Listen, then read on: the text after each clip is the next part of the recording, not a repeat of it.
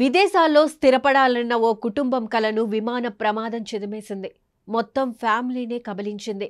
అహ్మదాబాద్లో జరిగిన air India విమాన ప్రమాదంలో ఓ ఫ్యామిలీ తీసుకున్న చివరి సెల్ఫీ సోషల్ మీడియాలో వైరల్గా మారింది. ఈ ఫోటో చూసి కరుగని హృదయం లేదు.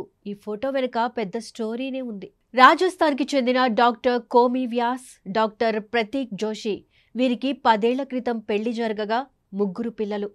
కుమార్తె 8 ఏళ్ల మిరియా, ప్రద్యుత్ నకుల్ అనే కవలలు ఉన్నారు. కోమి, జోషి ఇద్దరూ ఉదయ్పూర్లో ఓ హాస్పిటల్లో పనిచేసేవారు. ఈ మధ్య లండన్కు వెళ్లిన జోషి తన భార్య, పిల్లలను కూడా తనతో పాటు తీసుకెళ్లేందుకు ఇండియాకొచ్చారు. 2 రోజుల్లో తిరిగి లండన్కు ఫ్యామిలీతో సహా బయలుదేరారు. అక్కడే సెటిల్ అవ్వాలనే ప్లాన్తో ఎంతో సంతోషంగా బయలుదేరారు. ఈ క్రమంలోనే ఫ్లైట్ ఎక్కగానే బాయ్ బాయ్ చెబుతూ సరదాగా సెల్ఫీ తీసుకున్నారు. ఓ సీట్లో భార్యాభర్త కూర్చోగా మరో సీట్లో ముగ్గురు పిల్లలు కూర్చున్నారు.